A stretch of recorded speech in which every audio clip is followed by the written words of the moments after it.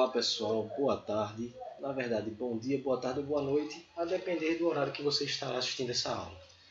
Então, nós iremos iniciar hoje uma série de estudos sobre a química, tá certo? Iniciaremos hoje falando sobre a evolução dos modelos atômicos, tá? Então, introduzindo sobre os modelos atômicos, nós podemos entender que o átomo ele já era compreendido desde a antiguidade, desde a Grécia Antiga, onde os filósofos, os pensadores comuns da época, tentavam entender de onde surgiu a vida, né? Então, alguns filósofos teorizaram a respeito da menor partícula existente, né? Que fazia parte, que constituía o ser vivo, o ser humano, tá certo? Mas, deixando de lado a antiguidade, nós podemos falar também de um cientista muito importante para o estudo dos átomos, que foi John Dalton. John Dalton, na época, ele teorizava a respeito do átomo. Tá? Isso foi mais ou menos no ano de 1808 que ele teorizou a respeito do seu modelo atômico. Tá? A primeira teoria atômica foi a dele, quer dizer, a segunda. Né? A primeira foi do antepassado dos filósofos. Mas, cientificamente falando, a primeira teoria embasada na ciência mesmo, método científico, foi a de Dalton, onde ele dizia que a ideia de que todo e qualquer tipo de matéria, né, era introduzida, formada por partículas indivisíveis, tá certo? Então, o que seria a partícula indivisível? É aquela menor partícula da qual eu não consigo agora distinguir uma menor que ela, tá? Para ali a divisibilidade. Então, para Dalton, um átomo ele era uma partícula indivisível, era a menor partícula existente na natureza, tá certo? Isso quer dizer para a gente algumas coisas. A mais importante delas é que, para ele, nada é menor que o átomo. Tá? O átomo é a menor partícula que era indivisível. Ele também tinha uma ideia interessante. Esse modelo dele era meio que teorizou, né? Hoje você tem um conceito mais abrangente, né? Lógico. Mas ele trazia a ideia de que o átomo era maciço. Exemplo, uma bola de bilhar, né? Redondo, né? Uma partícula esférica, maciça e indivisível, tá certo? Mas, com o passar do tempo, né? Com o avanço científico cada vez mais ficando abrangente, nós tivemos aí outros cientistas que vieram após ele, tá? Mas até chegarmos no próximo cientista da teoria atômica, eu quero mostrar para vocês uma ideia de como era a teoria atômica proposta por Dalton. Eu vou colocar para vocês agora.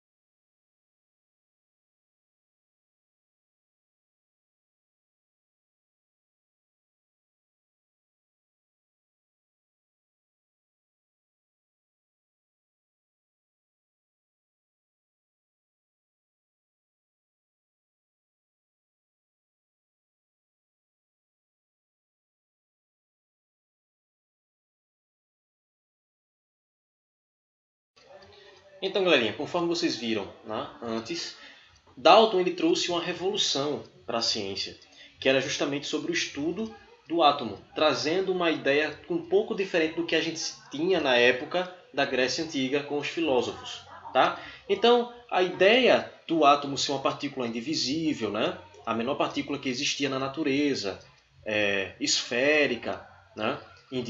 Maciça por dentro. Conforme a gente foi vendo e entendendo a percepção do que ele queria transmitir, fomos identificando essa ideia de Dalton, trazendo para os nossos dias atuais, que é a ideia da bola de bilhar. O que é uma bola de bilhar? É uma bola pequena, né? Razoavelmente pequena, que não posso partir, não posso dividir essa bola, por ser muito maciça. Né? Maciça é o quê? Tem uma massa muito grande concentrada no seu interior. Então ela não tem espaço algum, é totalmente matéria aquele átomo. Tá? Fora isso, conforme o tempo foi passando, mais e mais estudos foram sendo feitos acima da teoria atômica. E uma dessas teorias foi proposta pelo físico Joseph John Thomson, lá em 1897, tá certo? Então Thomson ele veio trazer uma nova luz acerca da teoria atômica já conhecida, que foi introduzida por Dalton. Não significa que a teoria trazida agora por Thomson iria anular a teoria atômica proposta por Dalton. Não. Não significa que Dalton estava errado. Era somente uma forma de perceber a realidade. Uma vez porque Dalton foi o precursor, ele foi inicial, então ele não tinha tanta experiência ou até tanto maquinário possível para poder estudar. Já Thomson, que veio anos e anos depois, já tinha um certo entendimento maior a respeito da atomística, assim como também já se existia certos maquinários e equipamentos para facilitar o estudo, tá certo? E inclusive, a falar de maquinário e instrumento, Thomson já trouxe um evento interessante. O experimento proposto por Thomson se baseava no estudo dos raios catódicos. O que são os raios catódicos?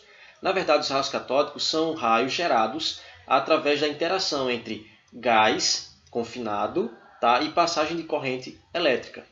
E a gente vai ver isso com calma agora. Tá? Então, Thomson, como quando criou o seu experimento, ele pensou o seguinte: olha, eu vou pegar um bulbo de vidro, tá, meio que elipsoide, certo? Vou colocar eletrodos, né, em cada extremidade desse bulbo. Dentro vou confinar um gás, tá? E vou colocar uma passagem de corrente elétrica dentro desse bulbo. Passou agora a existir corrente elétrica dentro do bulbo, com a passagem de gás ali dentro, possibilitou agora a ejeção de elétrons passando pelos eletrodos. E aí a gente tem chamado raios catódicos, que é a passagem dos elétrons saindo do eletrodo, do cátodo para o ânodo. Então, a gente tem o chamado raios catódicos. Tá? Mas o que eu quero trazer para vocês é que a teoria proposta por Thomson trazia um modelo um pouco mais provocativo, né? Trazia um modelo mais, digamos, mais robusto do que propunha Dalton. Por quê? O que foi descoberto no experimento de Thomson era justamente a ideia dos elétrons. Ele descobriu a existência dos elétrons. Tá? Então, com a proposta e a chegada agora de uma nova teoria chamada elétron, tá certo? Foi possível agora criar um modelo baseando-se apenas na criação dos elétrons, na descoberta, na criação não tem como criar elétron. Né? Então, na descoberta dos elétrons. E ele chamou esse modelo de pudim de passas. Não exatamente essa palavra, né? Existia um outro conceito, mas para facilitar o entendimento de vocês, para deixar um pouco mais didático, a gente consegue entender com relação ao conceito de pudim de passas. Como assim o pudim de passas? É como se ele fosse um pouco mais plano, né? Existia um conceito de ser esférico, lógico, mas a gente consegue enxergar ele plano, tá? Com vários e vários modelos de elétrons com carga negativa. Essa questão do conceito carga veio bem depois, tá? Com o estudo aí um pouco mais avantajado de Rutherford. Tá? Foi o conceito de Millikan, né, que descobriu a razão carga-massa, e por aí a gente vai descobrindo mais e mais coisas. Porém, o estudo proposto por Thomson era do pudim de passas. Tá? Esse negócio de pudim de passas é uma questão didática, ele não chamou de pudim de passas. É somente para deixar vocês um pouco mais atenados. Tá? Porque para ele, o átomo era uma esfera de carga elétrica positiva, não maciça, né? Ele tinha espaços no seu centro, no seu núcleo, tá? E era incrustado por elétrons, de modo que sua carga total era nula. Então, obviamente, ele não chamou de pudim de passas. É que você olhando graficamente como foi desenhado, você entende que parece um pudim de passas. Tá? Mas ele trazia um conceito um pouco mais definido do que Dalton trazia. Tá? Para Dalton era um sistema maciço, indivisível, que era único na natureza. Já para Thomson era um conceito mais abrangente, um pouco mais geral. Tá? Digamos que ele trazia o conceito de que o átomo era uma grande carga esférica, elétrica, né? Positiva, só que dentro dela, no núcleo dela, ela existia elétrons incrustados. É como o exemplo, o elétron não podia se mover. Ele não tinha mobilidade alguma ali. Era preso, fixo, ponto físico, né? Fixo quer dizer no meu átomo, tá? Sabendo que a carga total do meu átomo sempre tem que ser nula, né? Já se tinha esse conceito muito bem definido da física, tá? Mas logo após veio outro cientista chamado Rutherford. Antes de falar de Rutherford e do seu modelo, eu vou mostrar para você um exemplo de como era conhecido o modelo do pudim de passas.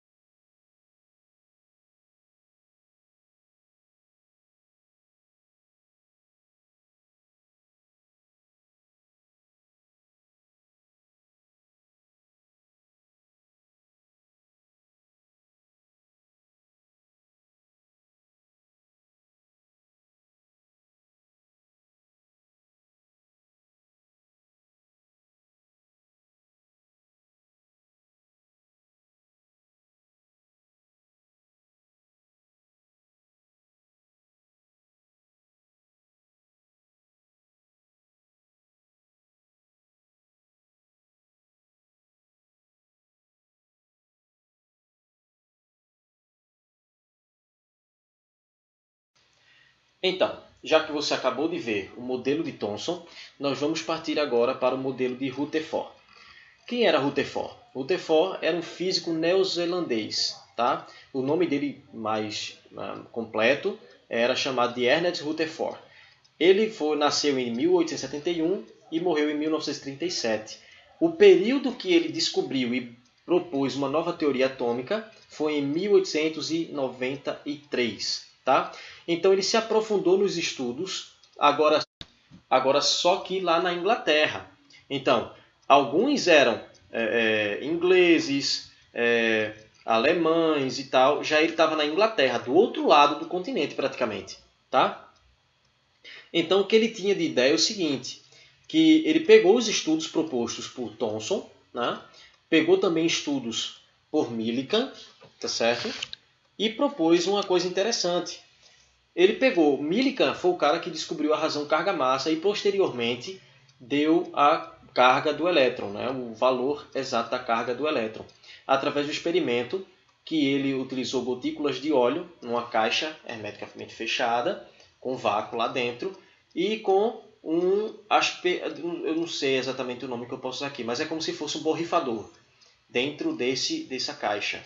E ali tinha o vácuo, e no vácuo, quando ele aplicado, também tinha um grande campo magnético. Tá?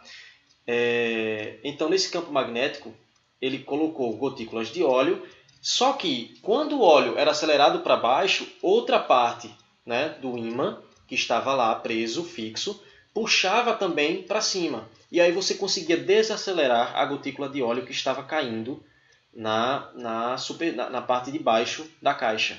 E aí, a partir disso, ele conseguiu determinar exatamente a carga do elétron. Tá certo? Mas, posteriormente, veio o Rutherford. E ele pegou esses estudos já feitos anteriormente e decidiu colocar um pouquinho da sua genialidade, né, digamos assim. E aí, ele chegou à conclusão, né, ele concluiu o seu estudo junto com outros cientistas, que era Geiger e Ernest Marsden. E ele pegou esses conceitos já estudados anteriormente e decidiu colocar sua pitadinha de genialidade. O que foi que ele decidiu fazer no seu experimento? Então, Rutherford ele trouxe para a gente um sistema planetário. A ideia de átomo dele era um sistema planetário, onde você tinha o núcleo do átomo e ao redor do núcleo giravam os elétrons, tá? Em uma espécie de eletrosfera. Mas antes de entrar nesse conceito, eu vou mostrar para vocês como se deu esse experimento proposto por Rutherford.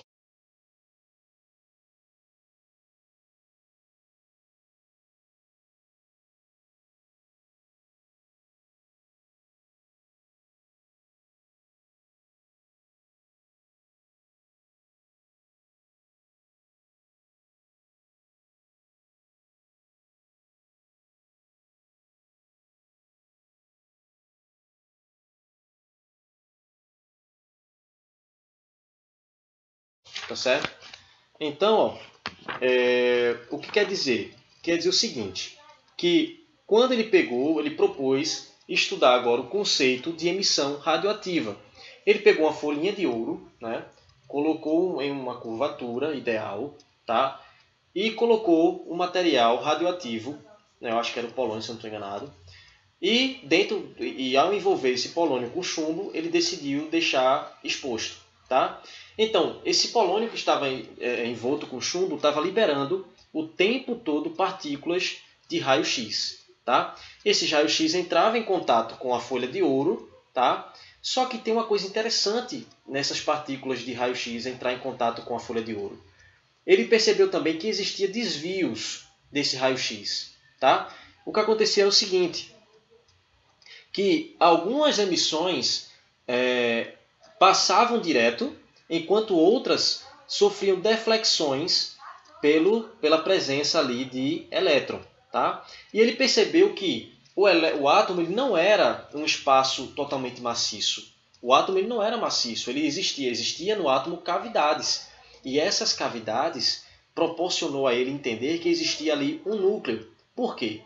Ora, se eu tenho carga positiva e ela sofre desvio, é porque exatamente tem outra carga positiva ali presente. Né? Vê que genialidade. Então, se existe outra carga positiva dentro do átomo, eu vou poder agora entender que existe um núcleo. Tá? E esse núcleo ele é positivo. Tá? Porque no núcleo existem, a gente já sabe hoje, que existem prótons e nêutrons. Os prótons possuem carga positiva e os nêutrons não possuem carga. Então, se eu tenho deflexão de carga, é porque eu tenho cargas iguais. Ou seja, eu tenho carga positiva se chocando com carga positiva, e aí eu tenho desvio na trajetória do raio-x. Tá certo? E foi isso que ele entendeu. Porque depois da folhinha de ouro, que recebeu o bombardeamento de raio-x, existia um anteparo. Esse anteparo media exatamente onde foi que o raio-x foi parar depois de sofrer a deflexão com o núcleo do átomo de ouro. Tá certo? Então, o conceito que Thomson tinha era justamente do conceito de sistema planetário. Por quê? Ele entendeu que existia um núcleo agora dentro do átomo, e esse núcleo era positivo. Então, eu tenho um núcleo no centro do átomo, e ao redor do núcleo tem uma eletrosfera. Essa eletrosfera, obviamente, possuía elétrons, e os elétrons faziam algo como se fosse uma órbita do planeta. Eu tenho o Sol, né, e ao redor do Sol eu estou fazendo os planetas girarem. Os planetas que giram ao redor do Sol são os elétrons, e o Sol representa, para mim, o núcleo do átomo. Tá? Então, nós temos aí um novo sistema, um sistema interessante para estudar. Tá? Lembrando, essa é a primeira etapa, tá certo? Vou fazer ainda outras etapas de estudo, vou trazer questões também de vestibulares para vocês entenderem. Mas, a princípio, são agora nesse vídeo, 3 fundamentais teorias atômicas que nós precisamos estudar, trazendo um pouquinho do que a gente acabou de ver para o que a gente viu anteriormente. Então, nós temos o sistema planetário, uma revisão aqui, o sistema planetário proposto por Rutherford, que traz o átomo sendo agora proposto por um núcleo, e ao redor do núcleo tem uma eletrosfera. Essa eletrosfera tem os elétrons que ficam circulando o núcleo, tá certo? Então, era como a ideia do sistema planetário, como eu falei para vocês. Por quê? Eu tenho o Sol no centro e ao redor do Sol tem os planetas que estão orbitando. Então, a ideia que ele teve foi essa. Eu tenho um núcleo e ao redor do meu núcleo tem elétrons orbitando, circulando. Tá certo? Por isso chama sistema planetário. Então, o experimento que Rutherford teve foi bombardear uma folha de ouro, tá? Curva, com raio-x. Tá certo? Esse raio-x entrava em contato com a folha de ouro, sofria deflexão, ou seja, a trajetória da partícula, né, do raio-x era mudada porque se chocava com o núcleo do ouro, do átomo de ouro, e aí mudava a sua trajetória. E essa trajetória era medida finalmente por um anteparo que ficava seguida após a projeção da folha de ouro. Tá certo? Então ele estudou, um traço de genialidade absurda, tudo que os outros também tinham estudado. Só que perceba, a teoria atômica proposta por Rutherford não anula a teoria atômica proposta por Thomson. São visões diferentes, vivendo aí em épocas diferentes. Olha, para você entender, são anos, né? Então, praticamente, Rutherford ele veio antes de Thomson, tá? Porque Rutherford, ele conseguiu estudar isso praticamente em 1893, mas já era conhecido o modelo de Thomson. Porque Thomson, ele descobriu, na verdade, não, peraí, minto eu, desculpa. Ele veio antes de Thomson. Então ele propôs exatamente isso antes de Thomson. Praticamente aí 4 anos de diferença entre um e outro. Mas, obviamente, a teoria de Rutherford se mostrou mais consistente do que a de Thomson. Tá certo? Mas entenda que nenhuma nova teoria se mostra mais fiel do que a outra, ou, digamos, mais verdadeira, ou seja, não anula. Tá? É só uma visão diferente de compreender o átomo. Tá certo? Mas a gente vai ver que a teoria de Rutherford mostrou também algumas inconsistências, principalmente na física elétrica. Tá? Teve algumas inconsistências que depois foi corrigido. Tá? A gente vai chegar lá no próximo. Mas voltando um pouquinho, nós temos a teoria de Thomson, que é a teoria do pudim de passas. Tá? Por quê? Thomson, ele estudando ali o átomo, ele percebeu que existia uma camada, né, um pouco mais, digamos, intensa de carga negativa, que foi ele que descobriu o elétron, inclusive, né? Então, para ele, o átomo era uma esfera de carga elétrica positiva, tá? Mas não era maciça como propunha Dalton. Tá? Essa parte é interessante porque para ele o átomo ele era incrustado de elétrons de carga negativa. Tá? Ou seja, não conseguia se mover. Os elétrons não tinham mobilidade, eram pontos fixos. Diferentemente de Rutherford, que para ele os elétrons tinham mobilidade. Percebam a diferença? Então, ó, tanto Thomson quanto Rutherford entendiam que a carga total do átomo é nula, ou seja, a quantidade de carga negativa tem que ser igual à quantidade de carga positiva e assim há a anulação da carga, tá certo? Então, antes de Rutherford veio Thomson e antes de Thomson nós temos Dalton, que trouxe a ideia inicial do átomo para a ciência, que é justamente a ideia de que era uma esfera maciça e indivisível, tá? E a gente colocou como sendo semelhante a uma bola de bilhar, tá bom? Então, e eu vou colocar para vocês agora um exemplo de como seria o experimento proposto por Rutherford, tá certo? E também vou colocar a ideia que ele teve ao propor a sua teoria atômica.